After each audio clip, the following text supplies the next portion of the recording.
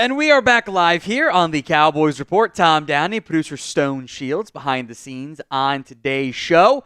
We've got not that much longer to go until we reach the start of the NFL football season. I am excited to see how that all plays out and what that means for the Cowboys. A week to go before the NFL, a little bit longer before we get to the start of the regular season for the rest of the NFL, including, of course, the Dallas Cowboys. We've got some Cowboys legend voting to get to here. This is for the defensive backs. Jeff Heath won the first round of voting in something that wasn't even a real conversation. Heath won pretty easily on that front. WD for Woody Dantzler. AB for Alan Ball. PS for Libby Starks. That's Jordan Sparks' dad, by the way, if you didn't know that. Kind of crazy.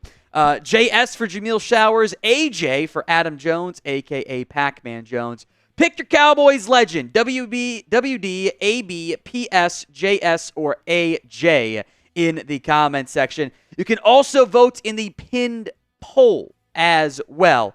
If you can replug in that HDMI, it looks like it's just I don't know if it's spazzing out on your end at all, but okay. And it's just an HDMI issue, so just unplug and plug it back in. All you got to do. Let's see. 53% voting for Adam Jones, 24% voting for Jameel Showers. The TV's HDMI. 7% for Ball and Sparks, 15% for Woody Dantzler. Woody Dantzler was an all-timer for me because you just have to unplug and plug it back in. Yes. That was one out of Clemson. I'm like, oh, he's going to be so good. He can do all this different stuff, and it didn't quite end up materializing quite that way, short-term or long-term. But he was a fun player to have for a little bit. 54% Adam Jones. I think Jameel Showers should win. I might give him a spot because I have extra ones to play around with anyway. I might just do it. But Adam Jones is leading the vote there, 54%, which I am surprised by. I think there's a lot of good options in the secondary. There's another round coming up later here of that for a little bit. Adam Jones spent a long time in the NFL, relatively speaking, but most of it was not with the Cowboys. He spent a little bit of time with Dallas. See, Adam Jones works for Dallas because he spent 1 year with the Dallas Cowboys. Most of his career was in Cincinnati. And he was fine for the 9 games he actually played for Dallas, but he was definitely at his best in Cincinnati. I mean, he had that one All-Pro year, technically, for the Bengals. So this works. I like Gerald McCoy, also a really good football player, but just not for Dallas. So it works. He only spent 1 year, so it makes him a legend from that perspective. So 51% Adam Jones, 26% say Jameel Showers, 9% going for Ball or Sparks, 15% going for Woody Dantzler. Get those votes in the comment section and in the pinned poll of today's show as well. CT, the super chats are polling for now. Says, Tom, stop it. Don't do that. LOL. Which part? Do you have any idea in the slightest how little that narrows it down? I assume this means the Jameel Showers part. I got extra players to play around with. I'm not sure how we're going to do it anyway. So I was just going to kind of wing it. I'm going to put him in there. But I think Showers should be in there. It was a fun one. All right, we will have a record prediction for you on today's show. We'll go game by game with score predictions as well. I went back and looked. I did not get any of the scores right. There were a couple I was really close on, but none that I got right before the year began, which probably makes sense because that actually would be really impressive if I got even one right. That's very hard to do. Plus, often games have weird scores. Like 27-24, that's a logical score prediction. Doesn't happen very often, though, actually. All right, so predict the Cowboys record in 2024. I'll give some shout-outs here. 12-5 again. That'd be nice. 10-7, 12-5, 12-5, 11-6. Stephen McGee is a fun name there. 10-7, 13-3, 11-6, 9-8. 7-14. The math ain't math in there, Patriots. 11-6, 11-6, 12-5, 11-6, 9-8, 11-6, 11-6, 12-5, 11-6, 10-7, 11-6, 12-5, 11-6, 11-6, 13-4, 11-6, 12-5, 10-7, 11-6, 10-7, 9-8, 10-7, 11-6, 14-2. I wish. I don't think there's any way they go 14-2. I'd be shocked. 10-7, 9-8, 15-2, 10-7, 17-0, 17-0, 5-0-12. I think that is that 12 ties you've got there. I don't even would that. They each count as half a win, right? Okay, so they make the playoffs then. So a 5-win team makes the playoffs. 12-5, 11-6, 9-8, 15-2, 10-7 again. It's all 0-17. Come on. 6-9-1. That is nice, and also I hate it. I would despise that. 11-6. Fulbright TV just says more than the Eagles. Gets it done. Get those score predictions for me or the record predictions, I should say, in the comments of today's show. One that'll be more controversial, too. The Cowboys actually end up paying Dak Prescott, because I still have my doubts. Because we're doing this whole thing again. We've done this several years in the past. And if any other team operated this way, probably like, yeah, there's no way they're going to pay him. They would have paid him already.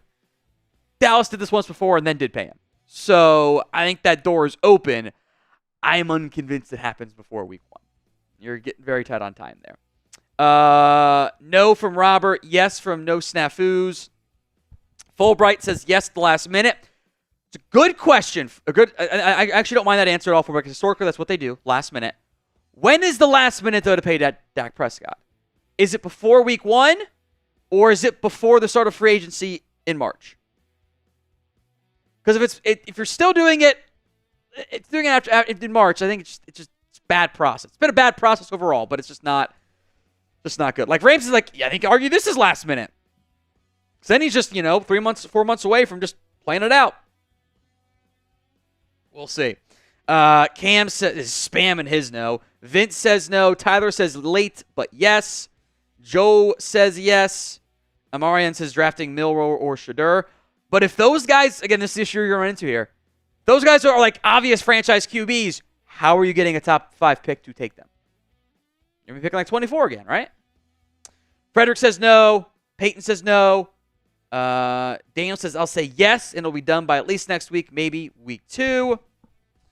Wendell says no, they'll let him test the market. Will match his offer of at least $56 million per year. There you go. Caesar says nope. Marble says please. And Marion, every team does not have a QB right now. That's the whole point.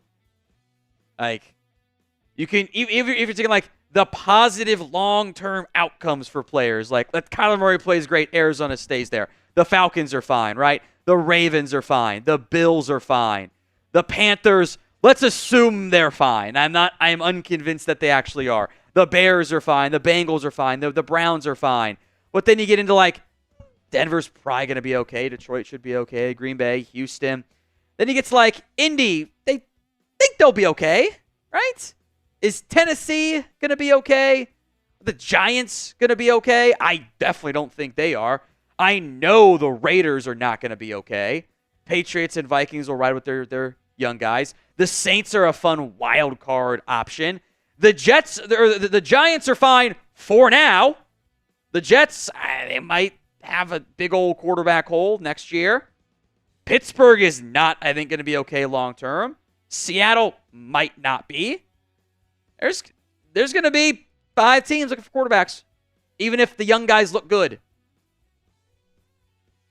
They're going to have cap space too. All right, so the Cowboys pay Dak. Y for yes, N for no. We'll get to we don't wife these 304s super chats if, knock on wood, they continue to pull. I might have jinxed us there, Stone. The issues remain. It pulled. Okay. Who knows? Who is your least favorite media figure? Does Skip Bayless still count?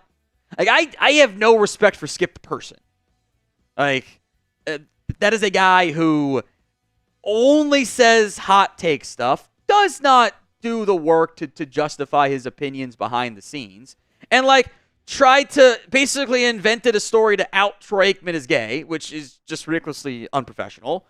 Has said multiple out-of-pocket things about not just Dak Prescott, but other players as well. He just kind of sucks. I'm glad. I don't like cheering people to get fired, but I am glad that Skip got canned. Like, I have no respect for him. None whatsoever. All right, let's play some GM jobs. Of players who are potentially available with a week to go before the season starts, who is and Mario's right, Skip's a fake fan. He's not a Cowboys fan. He just pretends to be. You don't have to be a fan of anybody. Just give your opinions and be normal. No, he can't be normal. Name a player you want to add. Daniel says Caleb Farley, possibly. We'll discuss him. I wonder if he's taking his time and if teams want to bring him in for like medical check stuff there. But we'll see what happens on that front. Israel Banakanda, I don't know if you could trade for him, but I would love to do it. I would love it. It gives you the juice that you need at that position. Got a Matt Johnston sighting. Caleb Farley, Xavien Howard.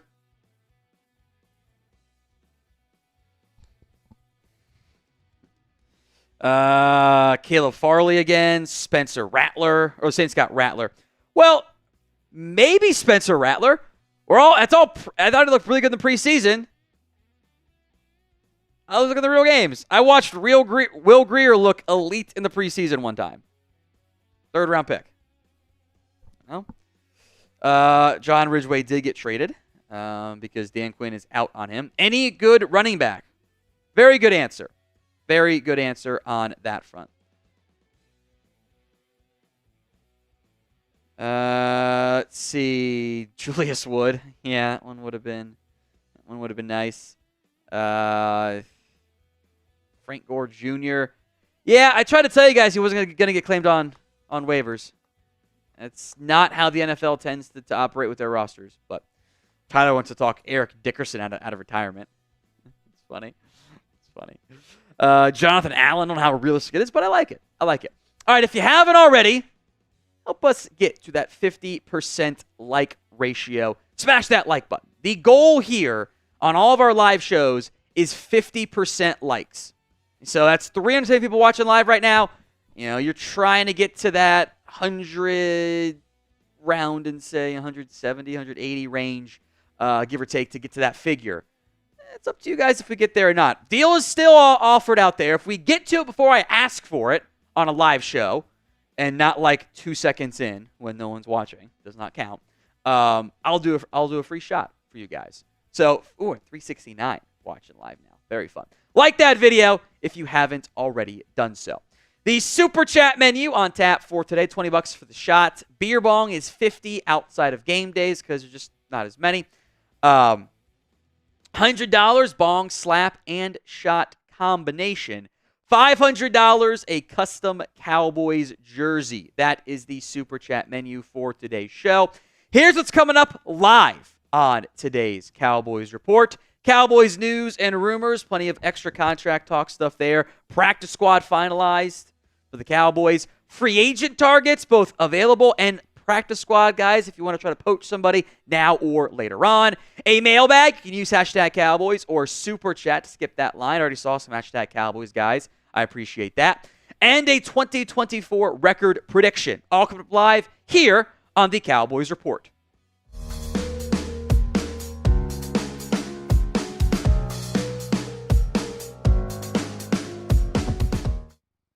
We are 357 subscribers away from 193,000 here at the Cowboys Report as the march to 200K continues to get going. Hit that sub button if you haven't already done so. I want to discuss the Dak Prescott deal here. Been a lot of conversation on this after the CeeDee Lamb extension. Now we'll get to go in depth on it here. The season is almost here, and it certainly doesn't seem like the Cowboys are that much closer to getting a deal done with Dak. You know, he made the comment today, literally moments ago, as we were filming this on our live show, that he thinks it says a lot if the deal is or isn't done, and it's about how people feel. It's clearly a shot at the Cowboys organization. Maybe not a shot, but negotiating through media. because that comment came on the heels of this comment from Jerry Jones. I understand our challenge, but confident is not a word for me here. I feel that I think that we can do it. We have not figured it out yet. We don't need to get this done before the season. We just don't need to get it done before the season because it's in all of our interests, Dak and everyone, to have a great season. As a matter of fact, it's probably not realistic to think before the season.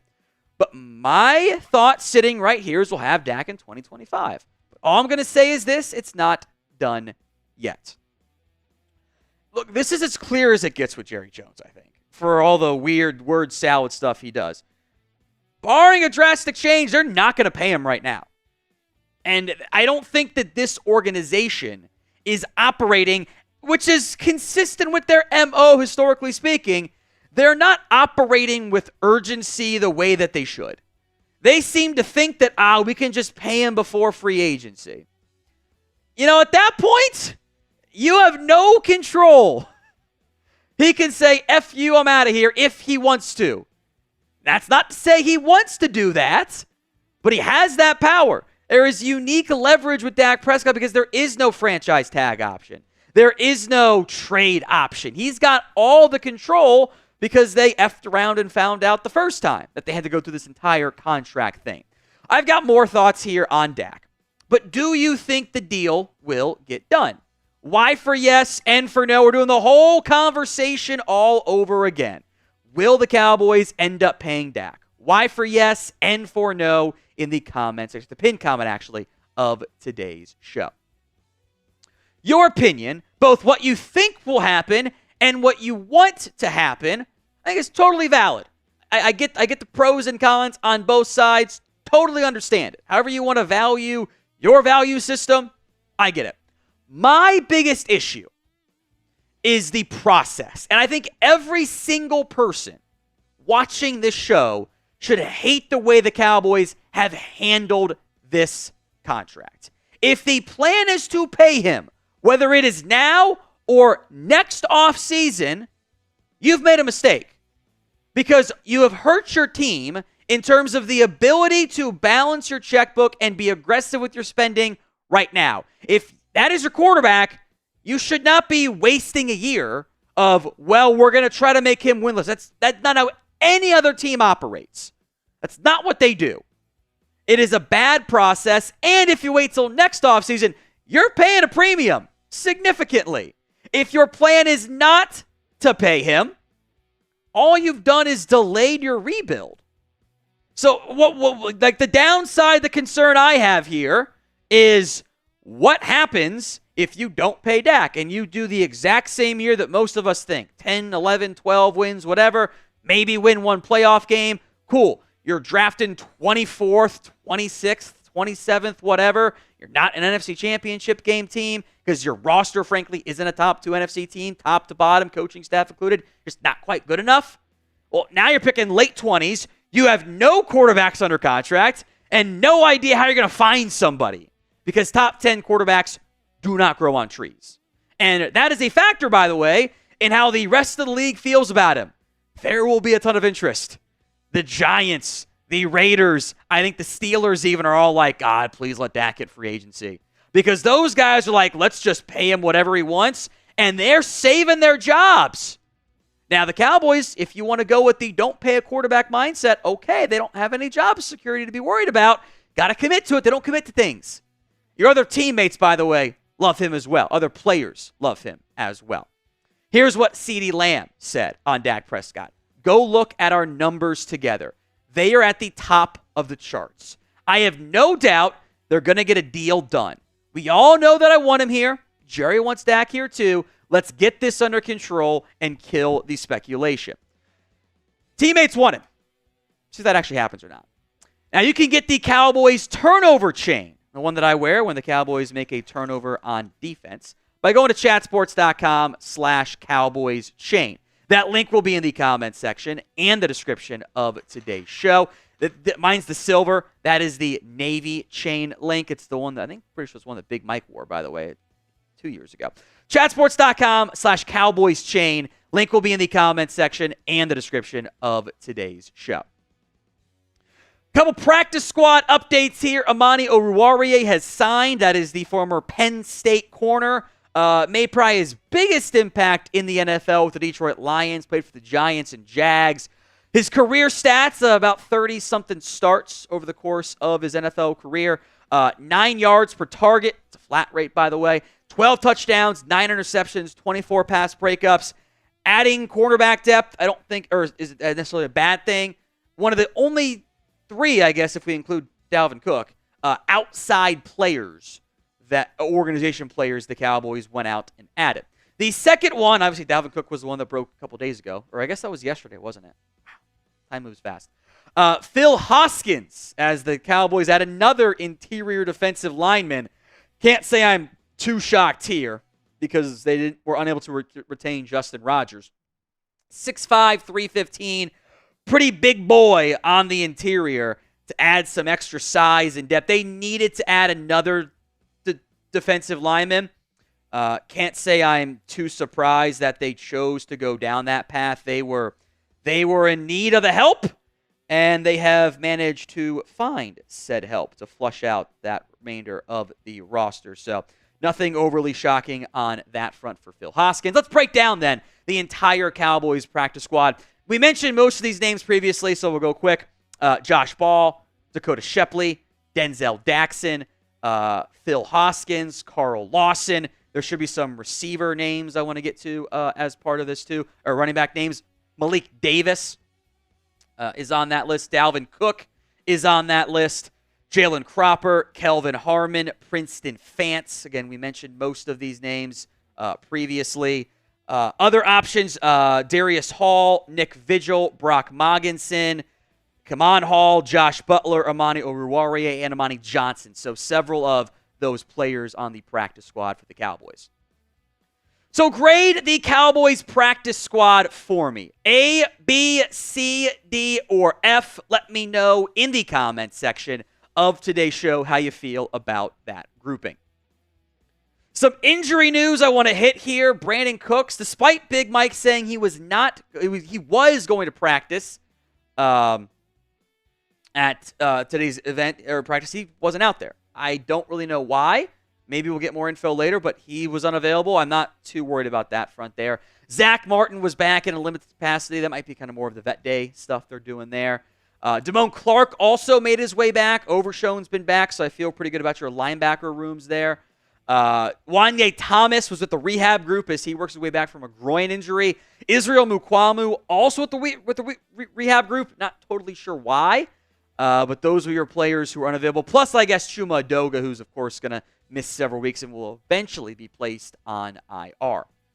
So what is your concern level right now over the Cowboys' health? Scale it for me from 1 to 10 in the comment section. 1 the low end, 10 the high. I think it's still on the lower end, but it is something certainly worth monitoring as we get closer and closer to the start of the regular season. Let's talk CeeDee Lamb contract here. The contract details for Lamb are now out with some, I think, pretty interesting details that I want to get into. Of note, and this was not initially reported by Pro Football Talk, but Todd Archer had it, 4 void years are parts of this contract, plus a $29 million option bonus in 2028 that kind of make all of this look like an Eagles contract. That's pretty unique from what the Cowboys have normally done. And by the way, I treat that as a positive thing. So the current CeeDee Lamb cap hits are set up like this.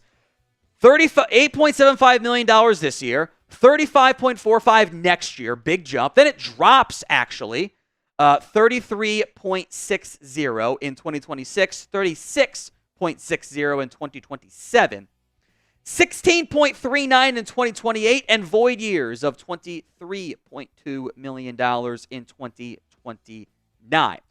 The plan based on this contract, I actually think is pretty darn clear as it relates to CeeDee Lamb. This contract gets restructured after the 2024 campaign and probably after the 2025 campaign as well. They make those adjustments and move forward with backloading that CeeDee Lamb contract. And the plan is he gets another extension before that contract ends. That's why they've structured it with that option bonus so they can flip that quickly into a signing bonus instead of an option bonus. What I want to look at, though, is the likely cap hits for how this is actually going to play out. The restructures versus the tags. The hit this year is 8.75. Assuming you do the standard restructure in 2025 and in 2026, it is 14.91 and 19.7. That number can be adjusted a little bit up if needed if you don't want to make it the maximum, but that's about what you're doing there. That is a significant savings over the $17.99 fifth-year option, the $24.76 million tag, and the nearly $30 million tag in 2026. That's about $29 million in savings over 3 years. That is a not insignificant amount of money to save. That is a lot of money saved, and it's why you pay players early instead of waiting to the very last second.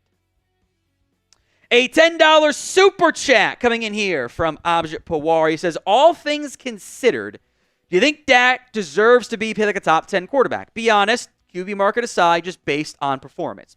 Absolutely. He is a top 10 quarterback. I have a very tough time arguing that he shouldn't be paid like a top 10 quarterback because he is one. I don't really think that's actually all that much up for debate. I think he is that caliber of player. I have a very tough time coming up with 10 QBs who are better if we're keeping the same standards. People sometimes apply playoff-only standards to Dak and then ignore it for everybody else. So I think that's a no-brainer for me. Tyler Madden, I want the Cardinals to tank and draft QB so they can trade us Kyler Murray. Also pay Dak. He hasn't declined yet. I guess trading for Kyler is an option. I would maybe be concerned if you're trading for a QB whose team has won what? Will have won 7 games over a 2-year span. I kind of don't like that idea. Or at least maybe I don't like that is poor terminology there. I would be concerned about that.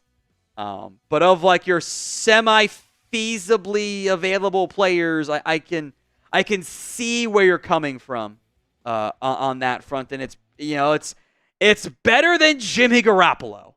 Again, the bar is low, but it is better than Jimmy G. Fulbright TV which I think Jimmy G might be the best available free agent this coming offseason. That's just where we're at if Dak gets paid, or if he's not going to re-sign with you. Is Kalen Carson ready to be quarterback 2? Should we sign or trade for another corner? Real test going against Coop and Jerry Jeudy week 1. I would ideally not play him as quarterback 2 because that was the whole point of having DeRon Bland and Diggs. I think that from a timing perspective, what corner you can try to call Xavien Howard. Is he going to be ready to go week 1? And by the time he is ready, how close is DeRon Bland to being back? If this had been a season-ending injury, maybe we have a different conversation. But since it should only be, I think 4 to 6 games, maybe through the bye week 7, worst case, I think you have a tough time convincing a veteran, hey, come be a stopgap. Come hang out for a quarter of the season. It's not how those players typically want to operate. From Chris B, this is a $2 super chat. I think Dak is leaving if no deal before the season. He's got the threat of it. It's not good. I think Jerry says he's not worried about the risk. There's risk. There is. It could be a lot worse. I remember the Clint Stoner, Chad Hutchinson days. That was not fun. I don't want to go down that path necessarily if I don't have to. One more super chat, then we'll just get into the next portion of today's show. Abjit Pawar, speaking of playoff, it feels like in most games Dak shows up, but other players don't. There have been times he has been done dirty by the play calling. Over the course of all the different playoff games you've had, there have been days it's been bad for Dak, and days Dak's actually played pretty well, and it hasn't mattered because the defense can't stop a run, or they allow a 3rd and 20, or the ground game's a no-show, or he plays bad against the 49ers. Again, you can frankly put up just the numbers of non-Niners playoff games versus Niners playoff games. Actually plays pretty well outside of that. Now, it doesn't excuse the slow starts we've seen, but it's team sport. And I think just because it is the Cowboys and the quarterback of the Cowboys, that sometimes gets lost. Coming up on today's show, we're taking a look at the top free agent options left. Now, this is as of our Thursday afternoon filming on our live show. So some of these free agents could end up signing with different teams or to a practice squad. I will also include some practice squad options. Just make note, if you want to sign a practice squad player, you got to make an active roster spot. If you want to sign a practice squad player of the available free agents to your practice squad, then you have to make that available practice squad spot. So do keep that in mind, and my apologies if something gets changed in the, 15 hours before this video goes out on demand. Before we get into it, name a free agent who you want to sign. Any position group, let me know in the comments of today's show. First up is running back, because I think this is the biggest question mark I have on this roster right now. The available free agents, it's not good. It's Latavius Murray. It's Kareem Hunt. It's Jerick McKinnon, Matt Breida. Real chance those guys are just cooked. Niners didn't even retain Breida after giving him a shot. I think Kareem Hunt was even worse than Dalvin Cook and Ezekiel Elliott last year. He was bad in Cleveland. Latavius Murray's a power back. McKinnon offers some juice, but he's getting up there in age. And as you age, the juice becomes not quite as good. All right, the practice squad options. I am going to put Frank Gore Jr. on here because I know how you guys are. I do think you run into, and this is why I'm just telling you why he went unclaimed. He'd be the number 3 back at best for other teams. He was like RB4/5 in Buffalo after all. As great as he was in the preseason, the lack of special teams value and the lack of juice doesn't appeal to many teams. Frankly, I think the role you would have for Frank Gore would be semi-similar to that of Dalvin Cook and Ezekiel Elliott, and I don't know if the Cowboys want to go down that path. So, Michael Carter, the Cardinals' kind of third down scat back. I kind of think Deuce Vaughn's better, but he is a notable name. Isaiah Spiller, also a notable name, because that's a Texas A&M kid. He just might not be good at this point. Some real red flags there for Spiller. Evan Hall had a chance in Indy. Didn't look the greatest. Kind of a weird, tested better than he actually is athlete, which does happen. Chris Rodriguez, if you needed a power runner, I would have interest here. This is the Kentucky back who is on the Commanders practice squad right now. But again, I have power backs. The thing I am looking for is I am either finding a clear upgrade over Zeke and Rico Dowdle as my early down back, or I need to find some athletic juice.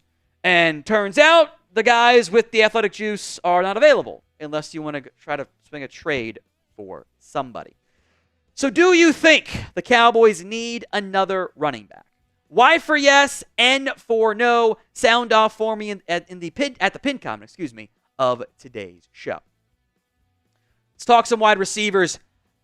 I need to mention Kadarius Toney. I don't want to go down this path. I think that is the BS outweighs the production pretty quickly there, but that is a former first-round pick with perceived talent.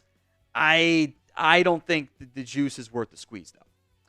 Michael Thomas, I think he might be done to go unsigned this entire time, and I would actually argue that if you're an actual number one, diva tendencies aren't necessarily a bad thing, because it just means you're getting the ball and being productive. But when you're like a 4th or 5th receiver, the diva tendencies really go in the wrong direction for you.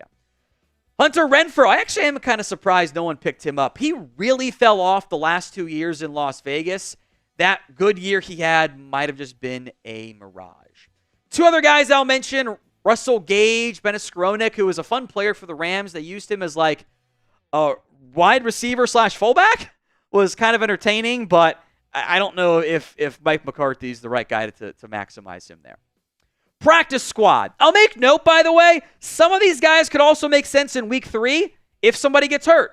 Like, God forbid, knock on wood, Kevontae Turpin got hurt. I'd probably call about Jalen Darden because he could help me out on returns. Justin Ross is a big name, but I don't know if he's actually that great. I think he was a bit overhyped by the Dynasty fantasy community. Eric Ezukama, Dolphins, and Dwayne Eskridge, both players I'm semi-intrigued by given some of their athletic ability. Paris Campbell is a veteran. Same with Donovan Peoples-Jones. again, are these guys better than Jalen Tolbert? I don't think so. And at that point, I'm probably not all that interested. There are plenty of notable corners who are available. Xavien Howard is unsigned. I'm a bit surprised by that one. Maybe there's some stuff going on behind the scenes with him that teams are turned off by there. I think Adoree Jackson could be a really nice cornerback for somebody. Maybe it's not even Dallas. I am surprised he's unsigned. Former first-round pick. I think also could sneakily offer some return value.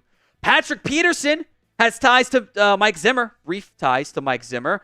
Offers, kind of like older Israel Mukuamu at this point. Now, again, that's Peterson's decline. That's why we can put him in the same conversation. Certainly not what he was at his absolute best. Caleb Farley is unsigned. Got to check the medicals out there. He's been super banged up, but former first-round pick. Could be a nice rehab project for you. So is C.J. Henderson. And Henderson, Caleb Farley might also be in this conversation.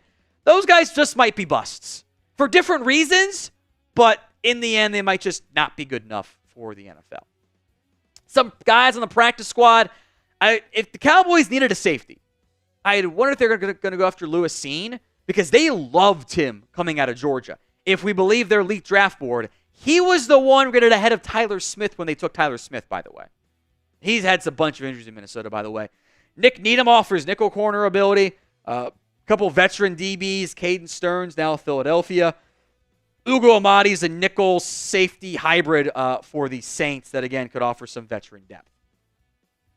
You got over or under 10.5 wins this year for the Dallas Cowboys. Type in O for over or U for under, and then I'm going to challenge you to put your money where your mouth is. You can go over to our sportsbook partner, BetUS, and take the over, 10.5 wins at plus 155, or the under at minus 190. Go to chatsports.com/bet. Use promo code Cowboys125 for a 125% deposit bonus. That is a minimum $100 deposit to get that maxed out bonus, by the way. Chatsports.com/bet. Promo code is Cowboys125. Some free agent offensive tackles. DJ Humphries, David Bakhtiari, Donovan Smith. These guys fit in similar categories. Old dudes, in some case hurt dudes in Humphries, who I don't think want to be backups, especially in Bakhtiari's case, and or have shown signs of decline. Donovan Smith was bad last year for KC. Do you know how rare it is for a team to win a Super Bowl and not be brought back at all as a starter on the offensive line? That almost never happens outside of retirement. So if you desperately need someone, I'd probably call about DJ Humphries first, but the roles might not align with what these guys currently are. Practice squad options, it's not good. This is how it goes with offensive line play. Frankly, you might have the best practice squad offense lineman in football in Josh Paul. Lucas Niang, Cameron Irving, Leroy Watson IV. It's our old buddy Cameron Irving, by the way. It's not a great batch. I think you're in mostly okay shape along the offensive line anyway. Chuma Edoga, technically speaking, has not yet been put on IR. The Cowboys will eventually do that once they pull CeeDee Lamb off of the commissioner's exempt list. There's no rush because he can practice in the meantime, so there's no rush to do it. But that's the Edoga Lamb pending movement that's going to happen at some point in the near future. And when the Cowboys make moves, practice squad, active roster, trades, whatever, we've got you covered. Hit that sub button, youtube.com/Cowboys TV. That's free Cowboys videos every single day. Let's talk edges here. Yannick Ngakoue. I don't know what's up with him. Medical or what still remains to be determined on that front. But that's a notable player for me that I think they're still kind of a little bit anxious about that pass rush depth. Maybe you should consider. They did work out Tyus Bowser. Other AFC South teams like the Titans and Seattle, I believe, as well, up in the NFC West, also bringing him in for a visit. He might not be ready yet, but that is a name to monitor as he gets more into shape. Rashad Weaver had been waived by the Tennessee Titans. TBD on if he gets claimed / where he goes after that. He's been kind of disappointed as a fourth-round pick, though. Veteran Romeo Okwara, is he better than Chauncey Golston? Maybe, but also maybe not at this point in his career. What do you think is the biggest need left for the Cowboys? One caveat, positions only. You can't be out there taking ownership. That's the right answer probably, but positions on the roster only. Who is the biggest need left for the Cowboys? Or what is, I should say. Couple DTs. We were going to have Byron Young on this list, but he got claimed off of waivers by the Eagles. Jaleel Johnson's got ties to Mike Zimmer, offers you some length and size. A big boy on the interior, a fatty only, Siaka Ika. He was bad in Cleveland. He couldn't stay off the ground, which is a huge no-go at defensive tackle. Big concern there for Ika, but he's a fatty. I like those guys. Lawrence Guy getting some visits as well with the Ravens, most notably. Offers run stopping up front, and the Cowboys, Lord knows, they're always in the market for more run stopping up front. Defensive tackle, some practice squatters. I'm only putting Justin Rogers on here because if somebody got hurt along your defensive line, wouldn't you try to bring him back to Dallas? Now, the players got power in that decision too, but in the event of injury up front, that might be one of your first calls if that relationship has not been burnt. Jawan Briggs over in Cleveland, the 7th-round pick as well out of Cincinnati, a different body type than Rodgers, two very different styles there. Our old buddy Carlos Watkins, borderline Cowboys legend. He probably is, actually. The Commanders, meanwhile, I picked him up. One of Dan Quinn's old projects. Gets to go back with him, you know.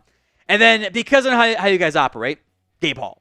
I don't think he's nearly as good as I had hoped he was going to be at Baylor, but as a unique body type, I think there is some value to having that.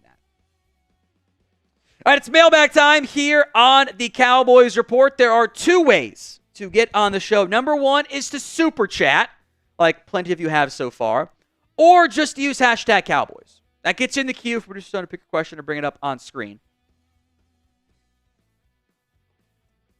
So two ways, hashtag Cowboys or super chat. As your super chat menu looks like this, by the way. $20 for a shot, $50 for a beer bong, $100 for the bong, slap, and shot trio, $500 for the custom Cowboys jersey. That is, you pick the name, the number. I'll wear it throughout the season, hoping that Anthony McMillan gets here in time for week 1, but I don't know if it's going to. I'm worried about that one. That is the super chat menu on today's show. We're about to break down today's Cowboys mailbag. If we do not get to your question, you can always hit me up on Twitter at whatgoingdowney. 23K is the next goal on my Twitter. So hit me up at whatgoingdowney. My DMs are open. Some super thanks to get to begin today's show from Tyler Madden. Make the Cowboys great again. Can the Cowboys offer record contracts, the big three, this year? This technically came in before Lamb, but Lamb was going to be crossed off. They can. They will not. They are not. They're not. Neither side with Micah and Dallas, by the way, is really trying at this moment. And I'm not upset by that necessarily. You don't save as much money. The market's going to be the market. It is what it is. It's going to grow no matter what. So I'm not panicking on that front. But they can, over the next couple years, they can if they want to. Doesn't mean that they will or that they'll choose to, but they can. They can afford to do so if they choose to.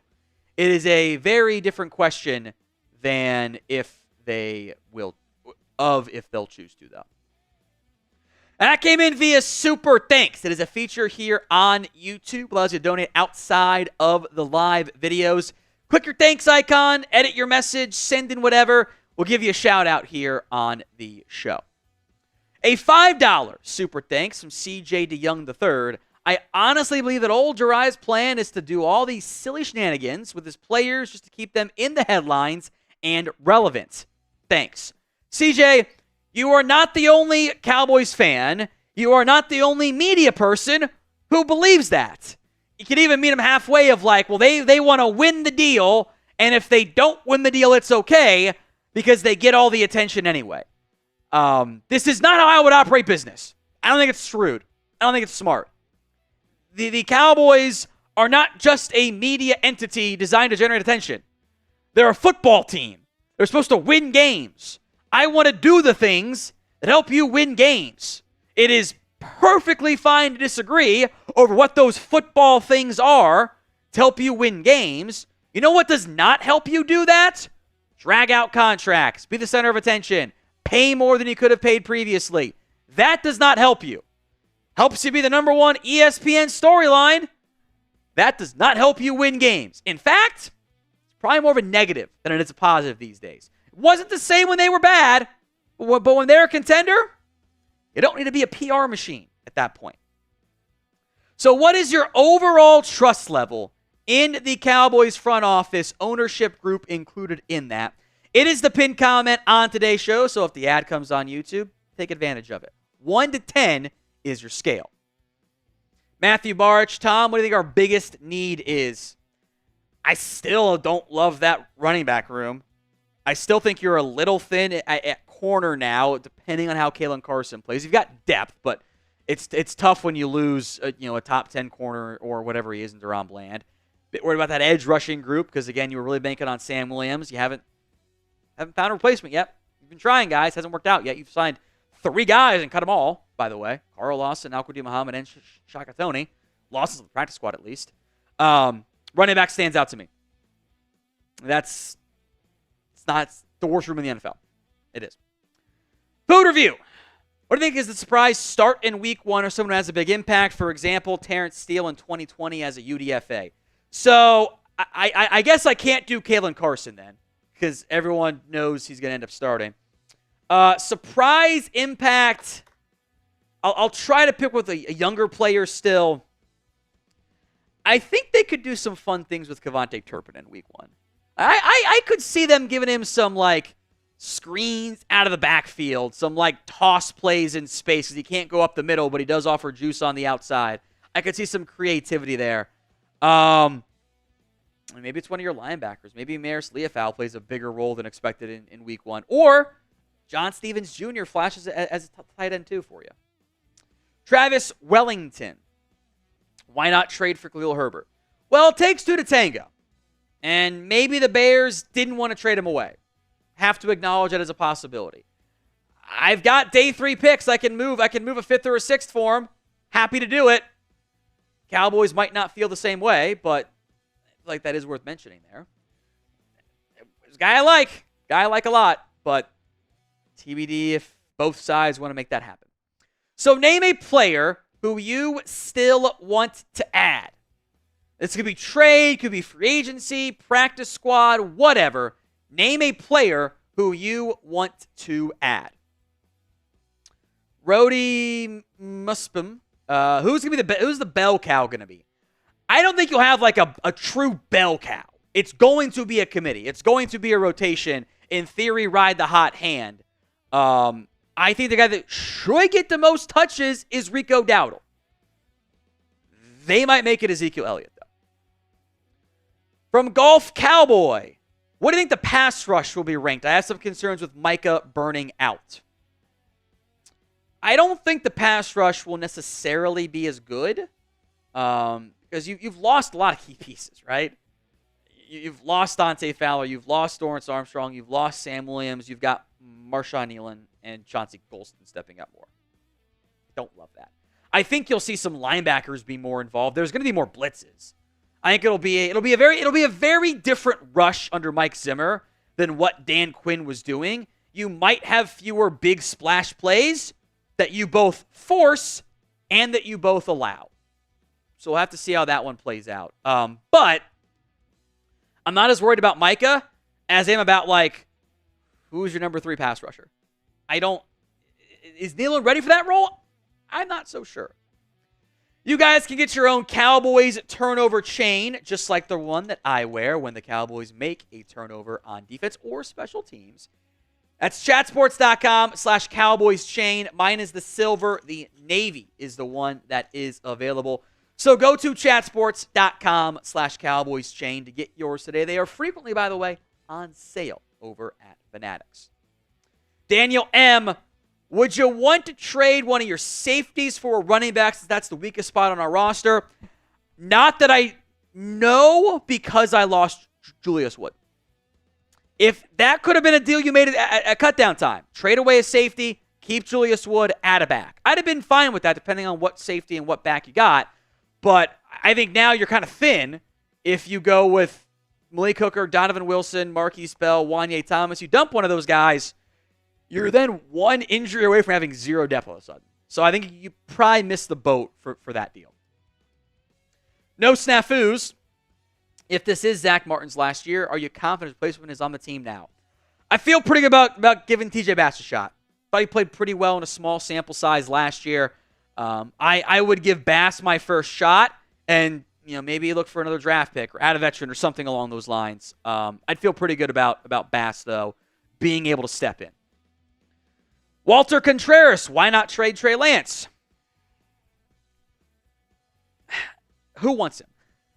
It takes two to tango. Honestly, who is trading right now for Trey Lance? Minnesota's not. I know people think that they were never going to. It was not going to be a thing that they did. Because Trey Lance has 1 year left on his deal. He is not ready to instantly be that, veteran backup. He is still a developmental piece. Who wants a 1 year developmental guy? That kind of defeats the whole purpose of a trade right now. He's got to learn a new offense. Then he's right back where he was this time last year. I don't think anybody wants to go after Trey Lance right now. I don't think that the timing's wrong. And it's not like he played well in the final preseason game anyway. So is Trey Lance the future in Dallas? Y for yes, N for no, M for maybe. Maybe you're not out yet. Maybe you are. Or maybe you just think you still believe in him. Get your votes in for me in the comments of today's video. Fulbright TV, think we are good at corner or need to sign somebody? Is Carson ready? I'm down to give Carson a chance. The timing is what makes this tricky. Like, if this were a season-ending injury for DaRon Bland, I think we all would have been like, you got to get somebody in here. You have to add more talent. DaRon Bland is going to be back between week 4 and week 8. So, is there a veteran out there who says, you know what, I will take my 2, 3, 4 weeks to get ramped up. I'll start my 2, 3, or 4 games, and then I'm just out of here as a backup. I don't know who stands out in that particular mold. Is that what Xavien Howard wants? That's what Adoree Jackson wants. In a bubble, it'd be nice to add another more proven guy over, say, Andrew Booth. I just have doubts about how feasible it ends up being. If you can make it work, I'm fine with it. But I think they're going to give Kalen Carson a shot there. Now, if you want to have your questions answered in the future, then make sure you guys are subscribed. These mailbags are all done live, so make sure you don't miss out. Hit that sub button at youtube.com/@CowboysTV. Buster Cherry, would you trade for Joe Milton? My simple answer is no. Joe Milton is a trap. He has been a trap since he began his time over at Michigan. Like, he has an incredible arm. He truly does. Got a cannon for it. He's got mobility. He shows flashes. He's not actually all that consistent. Did we watch him?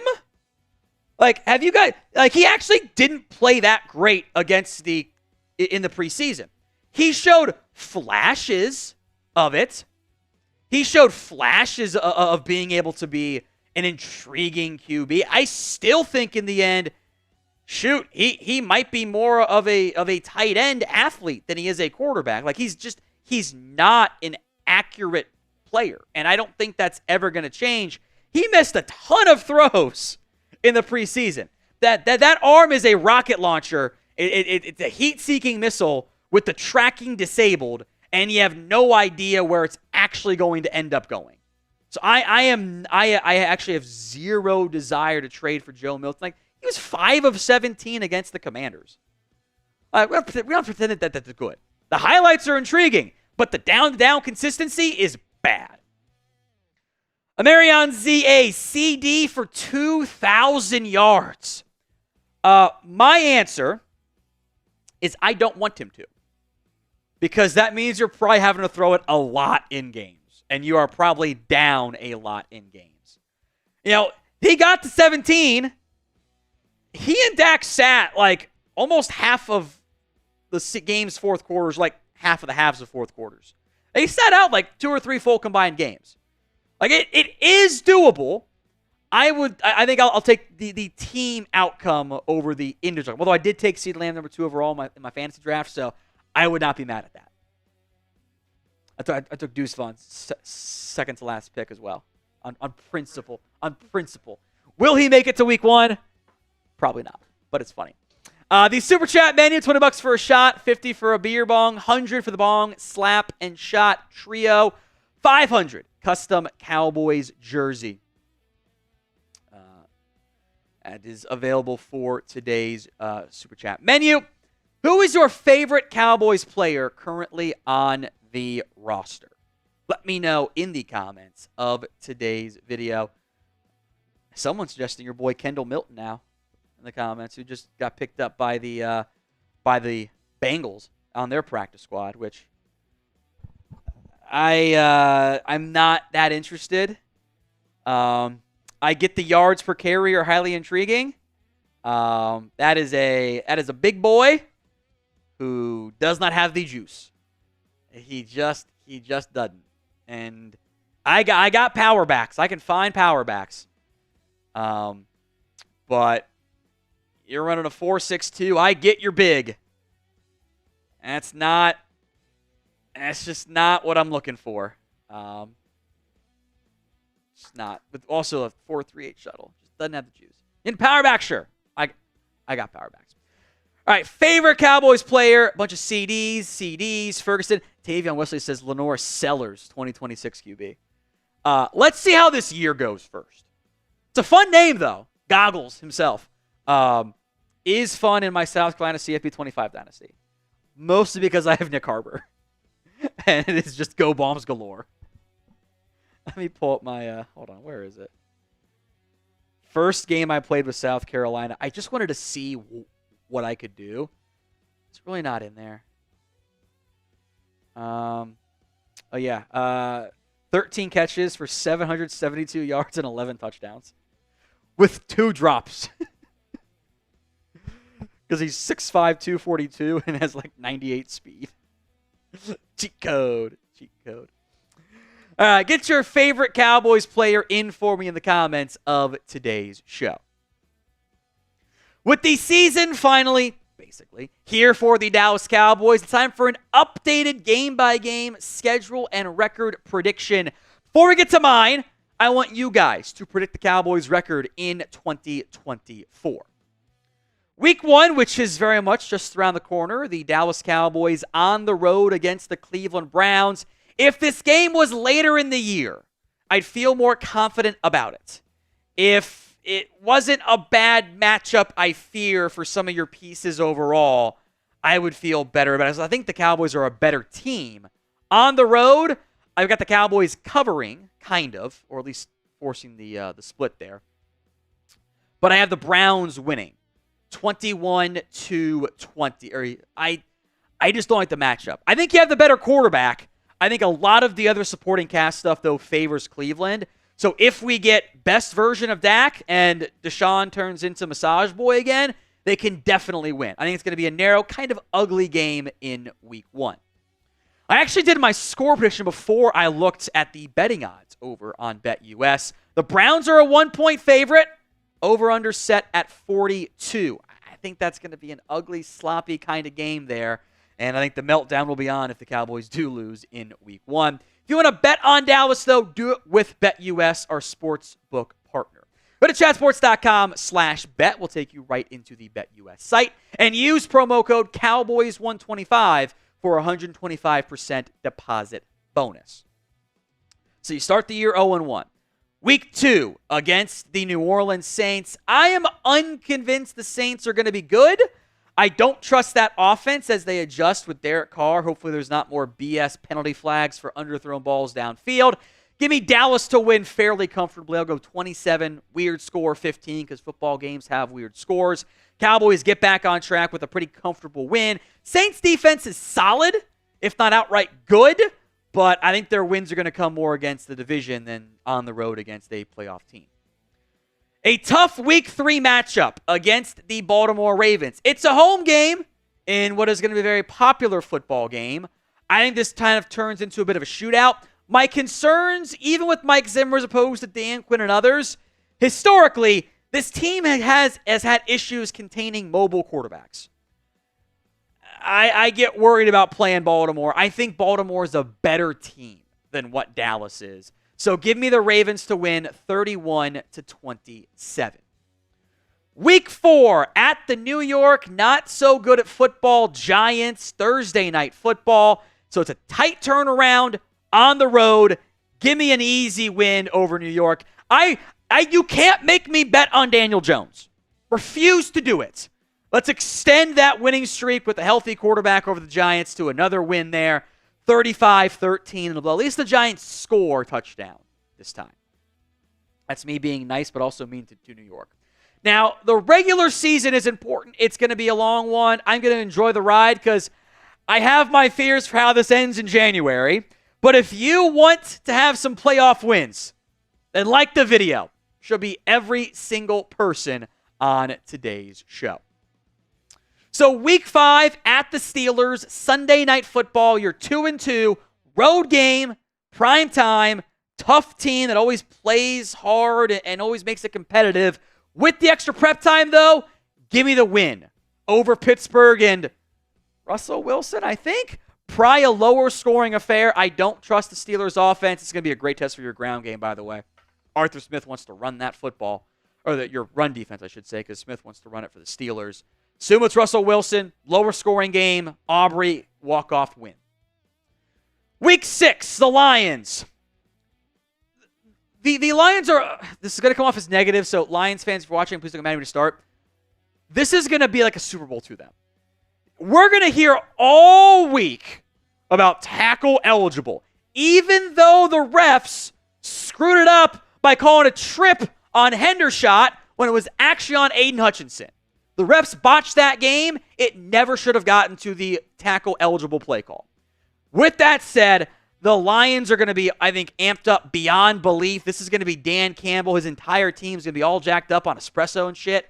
Lions win the game on the road 25-23 because this game is going to mean so much to them, and they're going to make Dan Skipper a team captain for this one.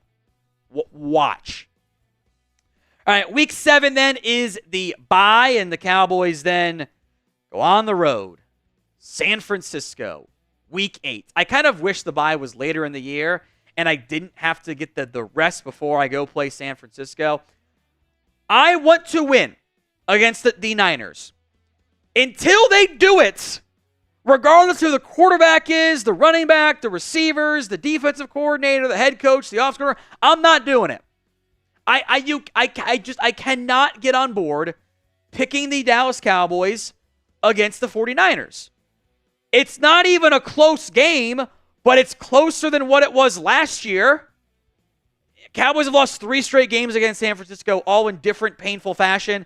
Until they get off the schneid there, I can't believe them as I almost break the table. So will the Cowboys beat the 49ers this year? Y for yes, N for no. Let me know in the comments of today's video. Now you get to the meat of the schedule. Week 9 at the Falcons. You're 3-4. The freak out is underway, and you eke out a win against Kirk Cousins and company in Atlanta. Hopefully no watermelon onside kick required this time. Dallas gets a gutty win over Atlanta. Atlanta tries to make a late comeback. They can't pull it off there. Cowboys 27, Falcons 24. Let's go to week 10, and this is a key one. Home against the Philadelphia Eagles. Dallas has to win this one if they're going to win the division. I don't think you can start with an early loss against Philadelphia and expect them to collapse again like they did last year. I have Dallas winning 28-23. The NFC's cursed, we will get into here in a little bit.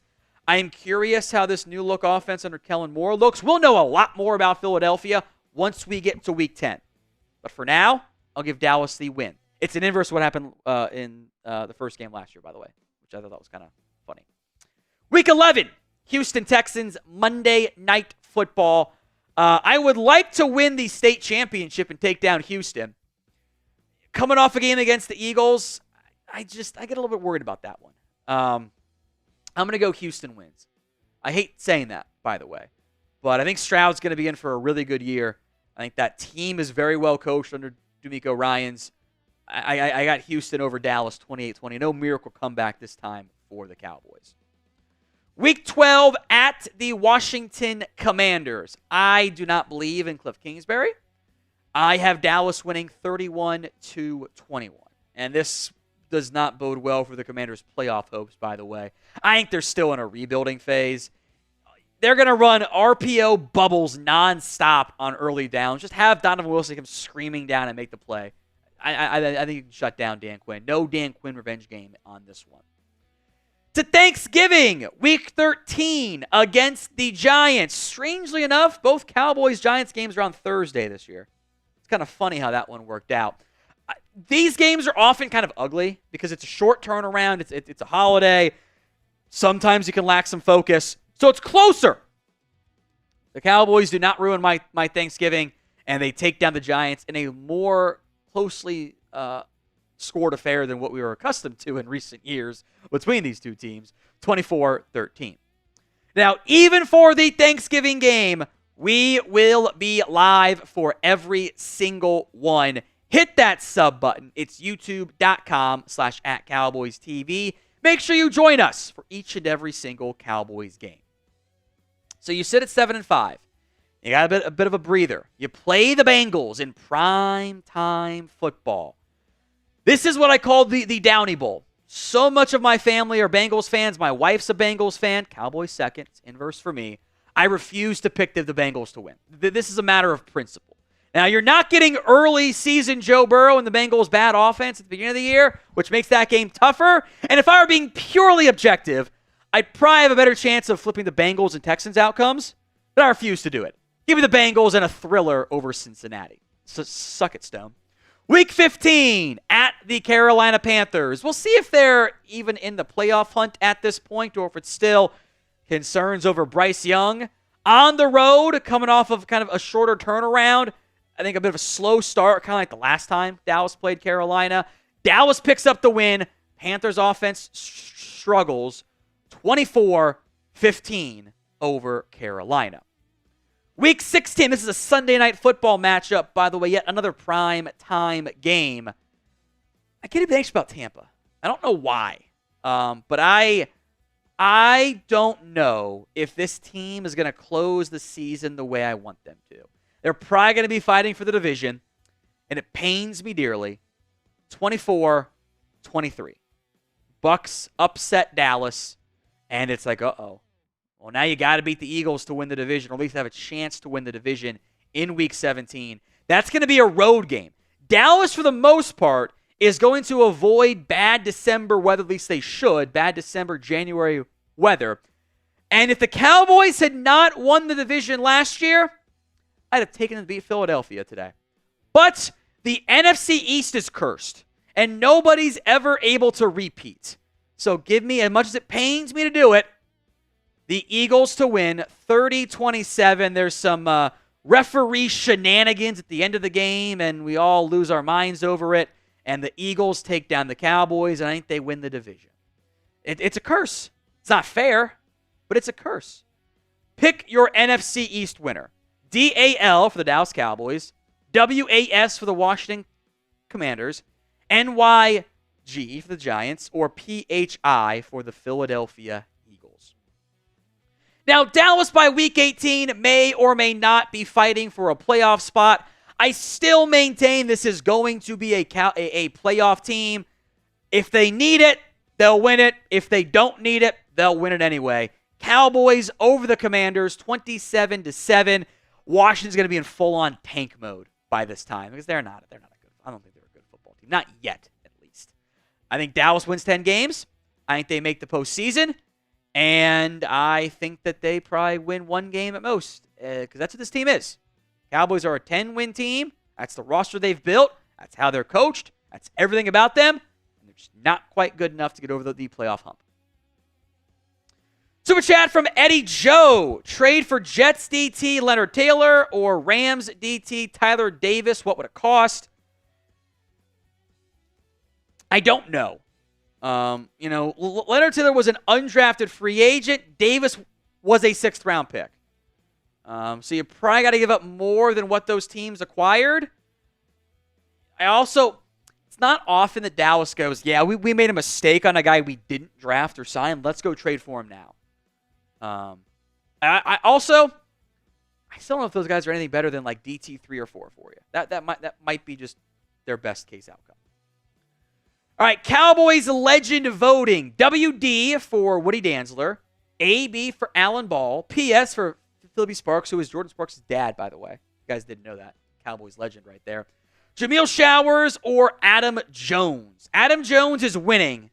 I think it should have been Jamil Showers. Damn shame.